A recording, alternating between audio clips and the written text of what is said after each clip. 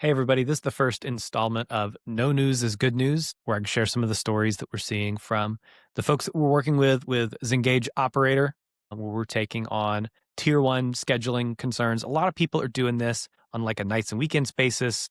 Other folks are doing it 24/7, just kind of depends on how their business is set up, what they need help with. So I wanted to share just three stories that we're seeing from our customer base just within the last week. So had a person last Tuesday reach out. We got on a call with them, and man, one of the worst things that I think you can have happen as a home care owner took place in his business. He's in New Jersey, and he had his executive director fire his onboarder and then quit.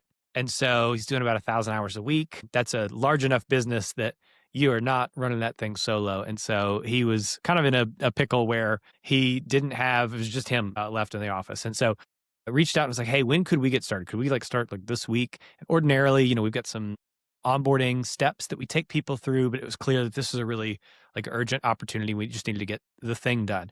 So Victor, my CEO, had just gotten back from Salt Lake City the day before and was based in New York. And so New Jersey's, hop, skip, and jump away. And he's like, I can go there right now. And so Tuesday, we onboarded him. Wednesday, his team went live. And obviously, he's going to backfill his scheduler role. You need to be able to do that advanced scheduling, build relationships with the caregivers, to do all the kind of client care. Like there's so much more to the scheduler role than just filling call outs and making sure people have clocked in and out. But what we're so excited with his team is that because it's now written down, because we established the SOP together, he's going to be able to train his new team members on the SOPs that we established together. So, hopefully, we're early, small data set right now, but it's going really well. And we expect that's going to continue, and that this is going to be a really helpful way for his team to make sure that there's a backup to an employee in the office just going rogue, because that kind of thing can happen. I remember hearing a story from a report that Stephen Tweed put together of a time where I think it was Andrew Huber, Martha's Hands home care agency, had a scheduler who just got stressed, overwhelmed, and just made an irrational decision and quit, walked out, and deleted the whole schedule. And so they had to rebuild that from scratch. And so we're thinking about not only how can we build scalable AI systems that support the people in the business, but how do we also create backups so that backfilling or replacing people when that kind of stuff happens in the business is easier to do.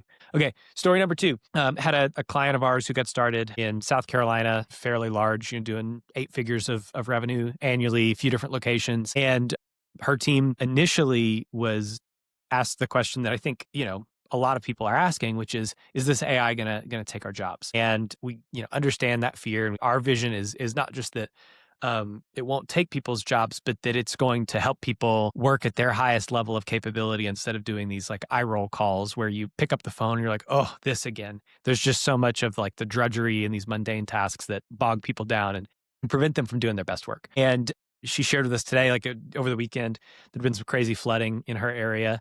There were a bunch of call outs, like a bunch of transportation issues, like that kind of stuff just happens.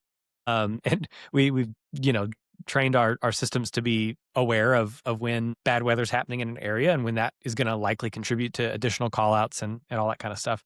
And so we fielded over 200 calls for this customer over the weekend using just the AI voice and having the AI follow up or having our team follow up, making sure that the right resources are allocated to each of those issues. And had a call with her last week, midweek, and she said, one of the locations wants to leave the service on for the first 4 hours of the day. So they've got air cover to do the advanced scheduling stuff, and they're not having to deal with the call outs and all of the like minutia and like the day-to-day stuff. And so super excited to see them promoting their schedulers to do higher, more complex, more revenue on the line kind of tasks instead of the like putting out fires, chasing our tails around the business. And so really exciting to see the whole team get around like, what does this mean for us? And how can we use this as a lever to do our best work instead of being fearful of like, is this going to take my job? There's always going to be so much work to do in home care.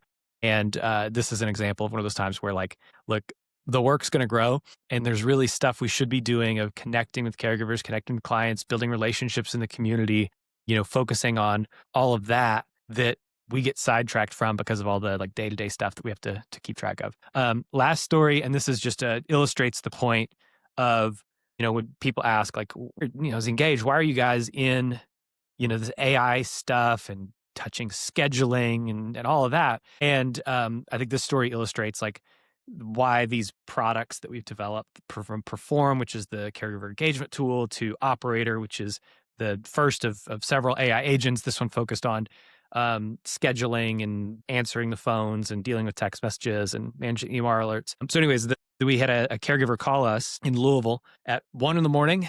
and say, "Hey, I need help. I'm locked out of my car." And it's 1 a.m. It's in Louisville. I don't want to be anywhere outside of my house at 1 a.m. It just doesn't feel like just a great situation to be in. It's super stressful. You're already counting down how many minutes of sleep you're missing out on. And he calls and he says, I locked myself out of my car. Can you guys help? And because this person uses both our Perform product, which has all the rewards and recognition and messaging and all that kind of stuff in it, and they use Operator, we were able to field that call, understand that issue, get that routed to a person immediately, because it was high enough complexity that we want to make sure that we're taking really good care of that person who's in a super stressful, kind of vulnerable situation. And so we are able to send enough points to that individual so that they could get a Visa gift card, which then they were able to use to pay the locksmith to come out at 1 a.m. and get them in their car and get home safely. And it was one of those times where it kind of all came together for us, and just really, proud of being able to play a part in taking care of folks when the unexpected happens, and being like a calm presence to make sure that like we're not just taking good care of clients, not just making sure that the hours get retained, but that caregivers feel taken care of and like they've got access to the people they need to, even if it's 1 o'clock in the morning. And the best part of that is going from an owner who every time in the middle of the night she'd get up, would check her phone and make sure there wasn't anything on fire she had to attend to. This would have qualified as that. Instead, we're able to manage that and just tell her about it, the next morning. I think it was actually on a Saturday night. And so a couple of days later, we're like, hey, by the way, this happened. Here's how we handled that. This wasn't exactly outlined in the SOP we established together, but it felt right. And having her say, yeah, no, this is exactly the kind of thing that we're looking for. So I'm going to keep doing these. Hopefully it's helpful. Again, no news is good news. Sometimes nights and weekends, sometimes the schedule is easy, but so many times we find that it's like feast or famine, and you'll get a whole week's worth of problems pop up on a Thursday night, or the Labor Day is coming up, or I guess just happened. Time's weird, and those kind of holidays can really cause some challenges. And so if we can ever be of help to you and your agency, and help you to promote your scheduler and really upskill the folks that are on your team, that's what we're here to do. That's what gets us out of bed in the morning. So we're going to figure out how to make home care. This is my dumb joke. You guys tell me if this is funny or not. I want to make home care a 23/6 business, because it's 24/7 today. But the reality is, like, we're trying to make home care a 9 to 5 job, where, of course, there's always going to be times where you get out of the bed in the middle of the night because of a client emergency or something that would happen. Too often, people are having to stare at their scheduling system at 9 o'clock at night, or at 8 o'clock at night, 6 o'clock in the morning. They're having to answer the phones. They're having to miss sleep or miss time with their family. And, the folks who care enough to be in home care and be making a difference in this industry, we want to make sure that we're taking care of those folks, because we can't afford to have them burn out. We need more people in home care, not less people in home care. And so whatever we can do to make administrative teams feel supported, be more scalable, free up resources to, be efficient, and as a result, like, pay people more, make the business more profitable, give resources to make the business scale and impact more people. That's what we're here to do. So anyways, let me know what you think of this. This is the first time I'm doing it. It could be a terrible idea, it could be a good idea, but I want to share some of the stuff that we've got going on in our world that's really, really exciting.